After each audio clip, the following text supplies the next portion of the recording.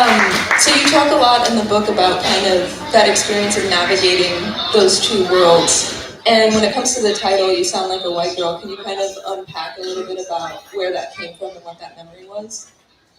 The title has been interesting to see how people react to it. And I feel like so much of the reader's own experiences influence how they relate to the title. And I think some people have been offended by the title when they don't even know what the book is about.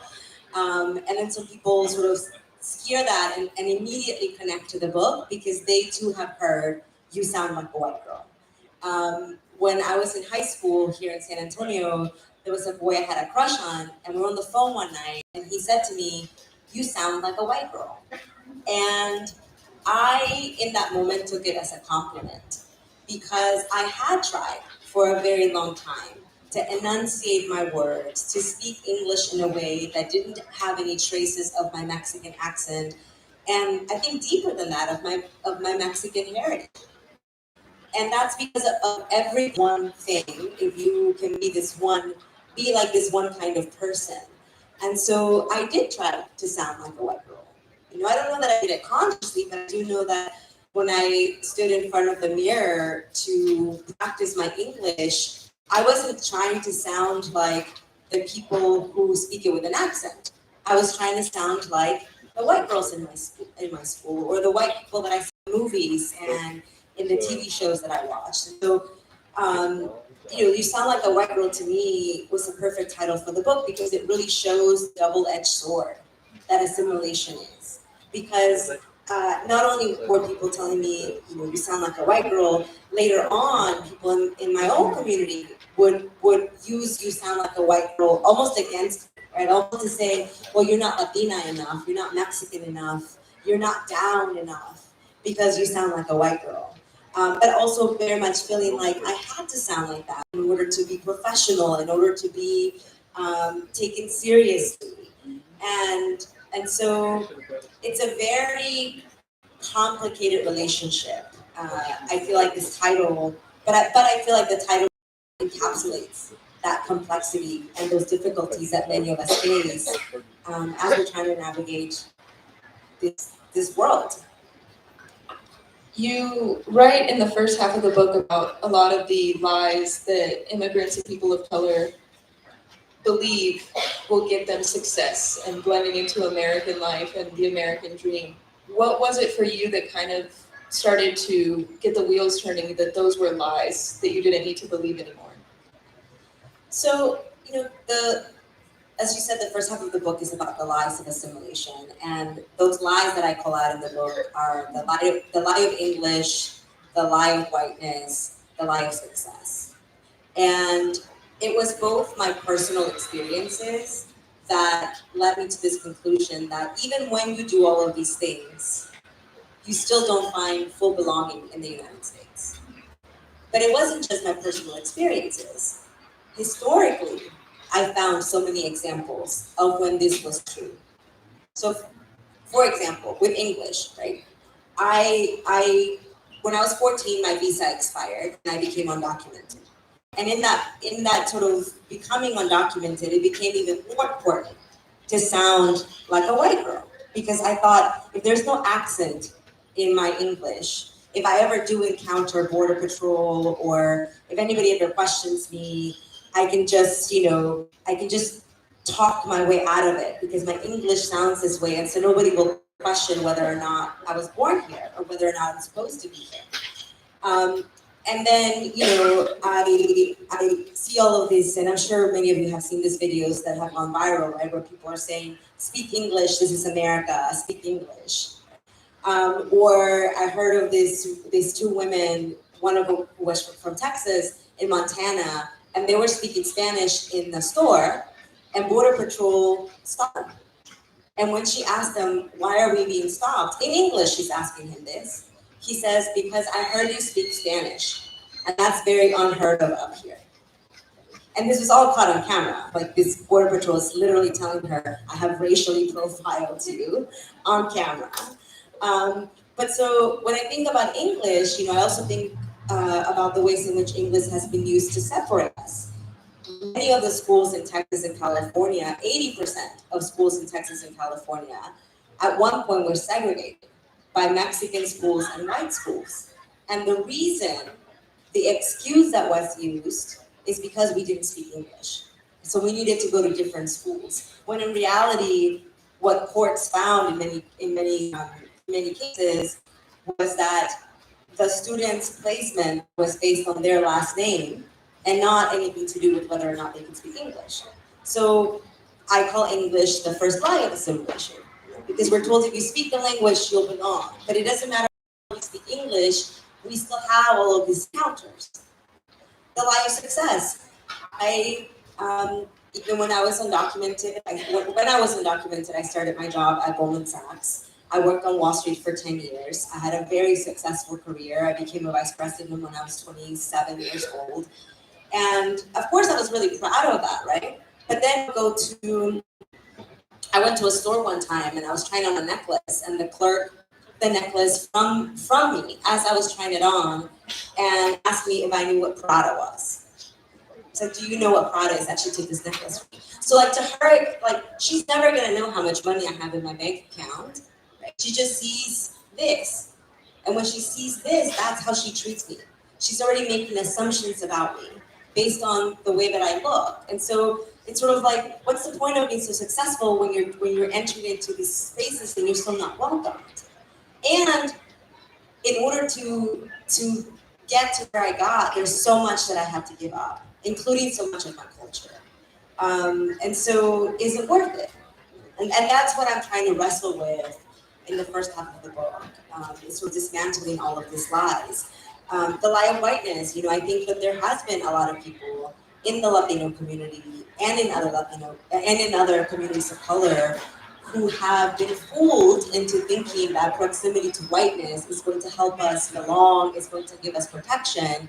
And that's just not true. It's never happened, Like in the history of our people in this country, trying to be as close to white as possible has not actually yielded the results that we want. And so those are all the things that I'm trying to uncover and give examples of, as I said, historically, and also in my own life, to dismantle these lies. So when you kind of went viral with your story about, being this Goldman Sachs success story and formerly undocumented, and, suddenly you're on the news everywhere, kind of held up as the shining example of what it is to be immigrant. How did it feel for you, years later when you were kind of unpacking all the sacrifices that you made to get there?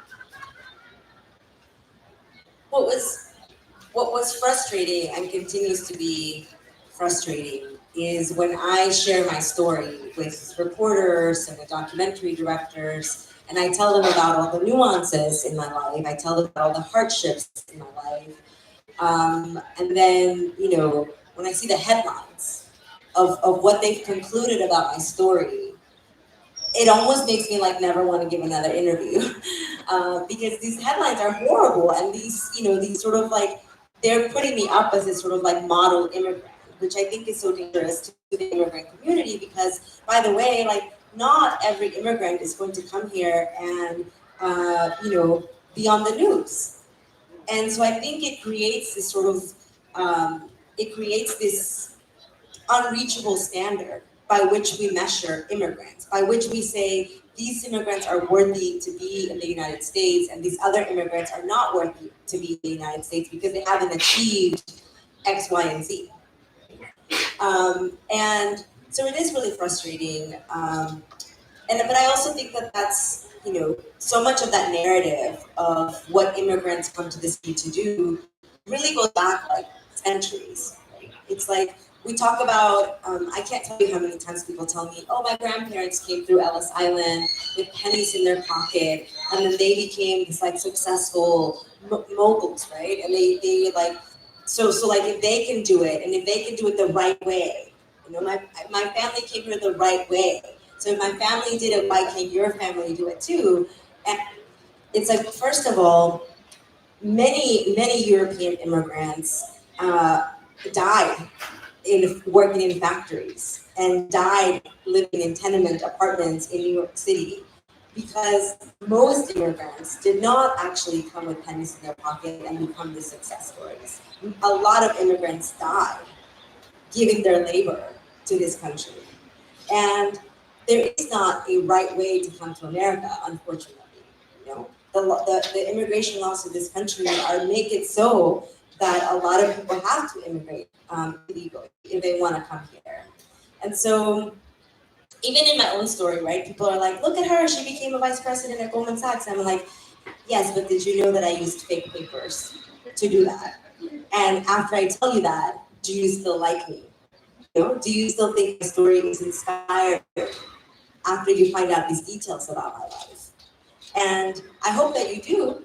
You know, I hope that you sort of can read the rest of the story and sort of find out why I had to do that. But I think sometimes a lot of that nuance is lost.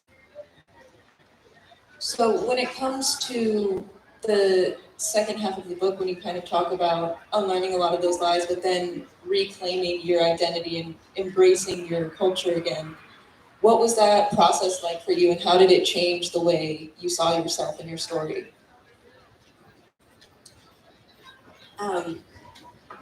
I have felt like I finally am the person I'm supposed to be. That I have reclaimed, even reclaiming my name. Right? My full name is Julissa Arce Aviles de Raya. I dropped Aviles because, but for a long time in Mexico, growing up in Mexico, my family called me Natseli. Everybody called me Natseli. My grandma, my uncles, everybody called me Natseli. When I came to the U.S., people could not pronounce Natseli. They would say Natseli, which is a totally different pronunciation than Natseli. Natseli is so beautiful and pretty, and it means what I most love in Nahuatl. So my parents gifted me this name to tell me that I am what they most love. My sister's here, they loved you also.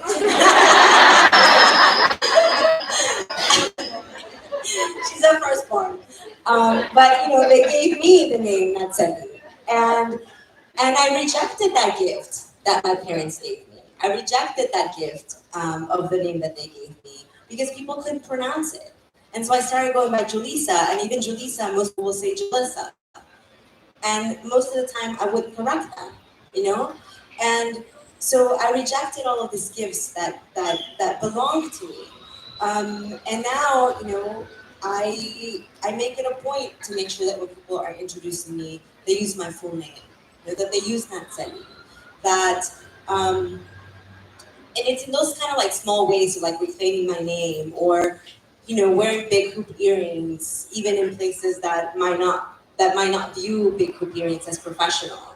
And like I always wonder, you know, do we know the history of like why pearls are considered professional? And it's because at some point in time, only very rich, elite white people could afford to wear pearls. And so that became the standard for what was considered professional.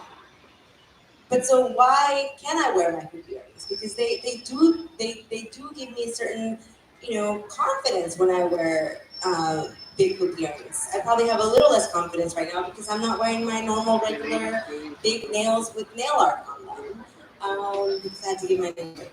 But you know, it's like all of these things that before I would put aside. I would leave them at home, and then I would go to these places and put on like a different person. And I grew tired of that. You know, I grew tired of having to separate myself. And so it feels really nice now to carry everything that makes me me everywhere that I go. And the other thing I'll say is that knowing our history has really, really helped me to put myself back together. Because there's so much about my people in this country that I did not learn in school, that very sadly today kids continue to not learn in school. And there's a whole new movement to make sure that kids don't learn that in school. And so, I always say that we have to be our own megaphones. We have a responsibility to tell those stories and to tell those histories, because otherwise they'll be lost. With that in mind, if you could go back in time knowing more of what you know now and having gone through this process of learning more about your history, what would you tell the younger version of yourself with that information? Well, there's a passage in the book where I talk about English specifically and how I would look in the mirror, and I say that I cry thinking about that Julissa, and I want to tell her that one day she'll text. I texted my compadre, and I said, I'm going stir crazy, like STIR. I'm going stir crazy.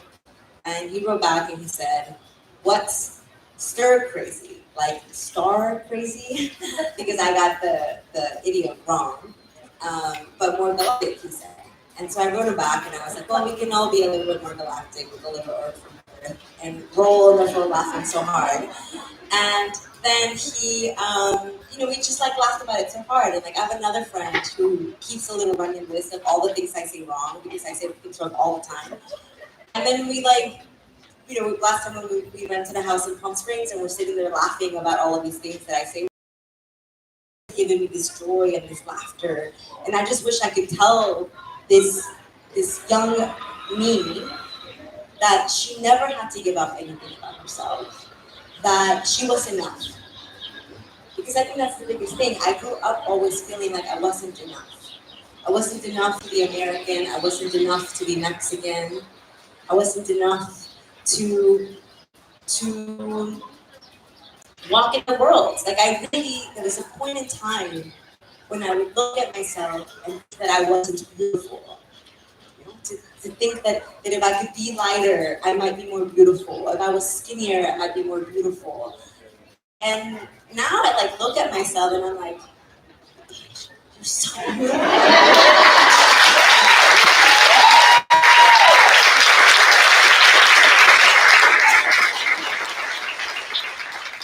I think with that, we have about 10 minutes to open it up to questions from the audience.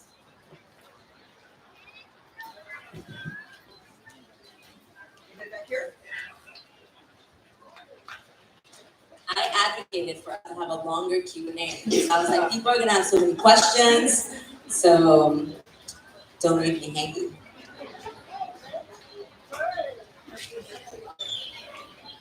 I don't have a question, but I just want to thank you for taking us on your journey from start to finish. I mean, what a beautiful, eloquent speaker you are.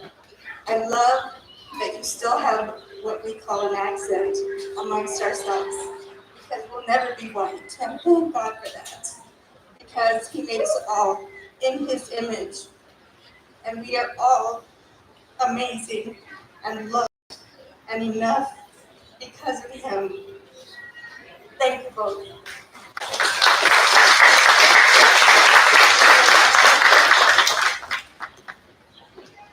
Hi, Julissa. In the book, you talk a little bit about, at one part you're talking about Latinos, Black Latinos, white people, Black people, brown people, and you are discussing how in our own community we struggle with what to call ourselves, Hispanic, Latinx. But you offer what I thought was something beautiful by saying if we could identify all of us together, it would almost be like another form of mestizaje.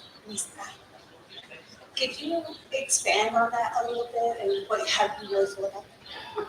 Yeah, so you asked a really big question about race and identity and ethnicity, right? And so I'll answer in a couple. One is that one of the things that I try to do in the book is to ask this question about where do I, as a non-Black person, as a non-white person, where do I fit in conversations about race? Because many of the conversations we have about race in America do live in this Black and white binary. And we, as people who are neither, still play into both the oppression of Black people And we are also the recipients of white supremacy, of we're not in the conversation. And I had this really big question growing up of like, where were we? It is not my fight, and can I create my own fight?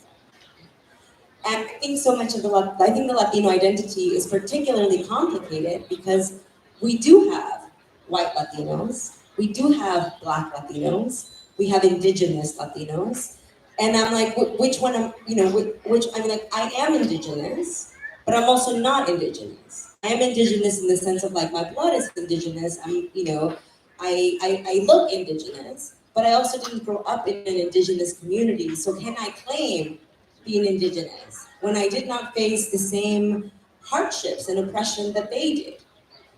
And so the way you're asking about it in the book, I do make the suggestion that in the census, I wish that Latinos were in the race category. Because when you go, I hope everybody here filled out the census.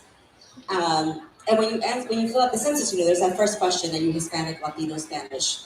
And then you go to the race question: which race are you?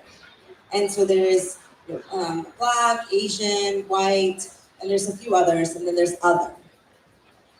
And I check other, and I just feel like every time I check that box, I am othering myself. And by the way, when that question about Hispanic, Latino, Spanish, right, in parentheses, it sort of explains to you who can check that box. And it says not just if you were born in sort of a Latin American country, but if your ancestors, it actually uses that word, ancestors. And to me, what that does is that it cements in the consciousness of America that Latinos are foreign, that Latinos are not American, that we are an other. And we were talking earlier, you're seventh generation Texan. There are Latinos, they're Texans, they're people from New Mexico, from California, who have never crossed the border, ever. They were never immigrants. And yet, you are an immigrant like myself, or you're not, like you, we all still get treated, I think, as though we were. And so that really was like my point in the book, was that I want there to be a Latino race, and I know a lot of people disagree with that, and they say Latino is not a race, it's an ethnicity. But by the way, race is socially constructed. At one point, there were 23 different races on the census. In the 1930 census, Mexican was a race category. So why can't we change it? And I understand the drawbacks. The drawbacks are, because I feel like the Latino identity was in many ways constructed, still centering whiteness, right? It is like the white Latinos we see on TV, and so if we have that Latino race, are we going to be sort of like perpetrating that, So that would be like, it's up to us to make sure that it's not, right? It's up to us to make sure that it centers the right things and and that it centers everybody, not just one group of people. But yeah, you asked a really big question that I spent months thinking about and writing about. So I do hope that you all pick up the book and read that section, because I feel like I explained it a lot better in the book, but hopefully my comments right now were good enough. I'll go back to you. Oh, thank you. Yeah, so I wanted to say I find your story I resonate with it a lot, and it's very beautiful. I wanted to ask you a question in regards to, over the course of my life, I've received a comment like, oh, you don't look Mexican, you look Middle Eastern, Brazilian, Italian. I mean, it could be anything, right? Have you ever experienced that? And if so, what are your thoughts on that? And how do you respond? Yeah, I like to mess with people sometimes. And I get this question, especially when people ask, like, what are you? Like, not even like, where are you from, or like, what are you? Human, a woman.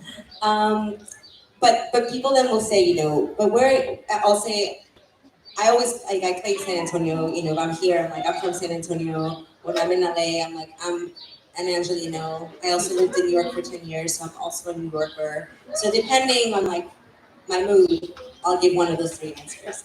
But people always want to know, like, what are you? And then I'll say Mexican.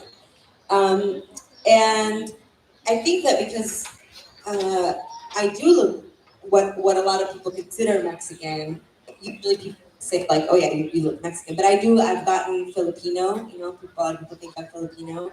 I sat next to this guy on a plane once, his name was Buck, and he told me that my cheekbones were very high, and asked, he said, your cheekbones are very high, are you Native American? And I was like, I think so, yeah, I am. So yeah, I've gotten that, and I think that the reason why people have this idea about who is a Mexican is influenced so much by what we see on television and how Mexicans are portrayed on television. But one of the things that always amazes me is like when white Mexicans are told that you don't look Mexican, because I'm like, if you spend any time in Mexico and you just walk through a busy street and there's a billboard, it will be a white Mexican on the billboard. If you've ever watched a Mexican telenovela, the main characters, the beautiful characters, will be white Mexicans. So if you spend any time in Mexico, you know that white exist. There's tons of Middle Eastern Mexicans. I mean, where do you guys think tacos al pastor came from? No, tacos al pastor are not what we think they are, that they've been around since the Aztecs. Like they're not. They're a pretty recent new thing. And it's because of the Middle Eastern influences in Mexico. Salma Hayek. Like, hello, So like we all look so many different ways. And I think that's something that I really try to push back against, is this idea that we have a singular identity and that we look only one kind of way. Because I think we have time for one last question. Yes. Yeah, you said earlier that if you could like go back and tell yourself something, it would be that you're perfect just the way you are, right? So more positive or negative light than where you are now. yeah, I don't know. I mean, there's so many ifs, right? There's so many like if I went to go work on Wall Street because I wanted to make a lot of money, and I wanted to make a lot of money. Thank you, because I had the responsibility of taking care of my parents, and so it's a lot of if my parents had been socioeconomic different, I may not have had that pressure. That may not have led me to work on Wall Street. So there's just like so many ifs, but I do think that I do.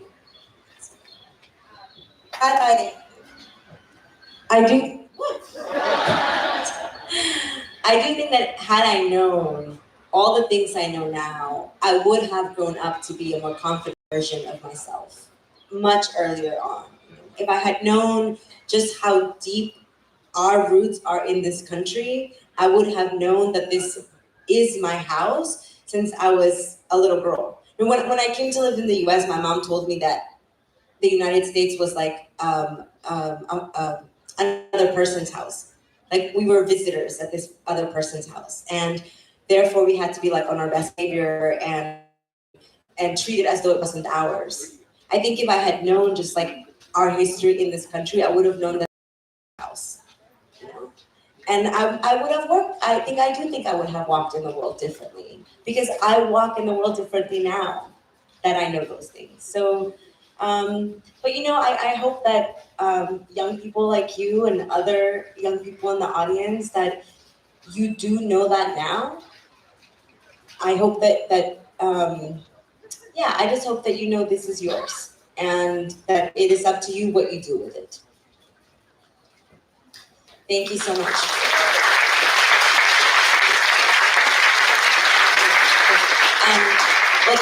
Thank you so much for being here. I hope you look exciting, and thank you for coming.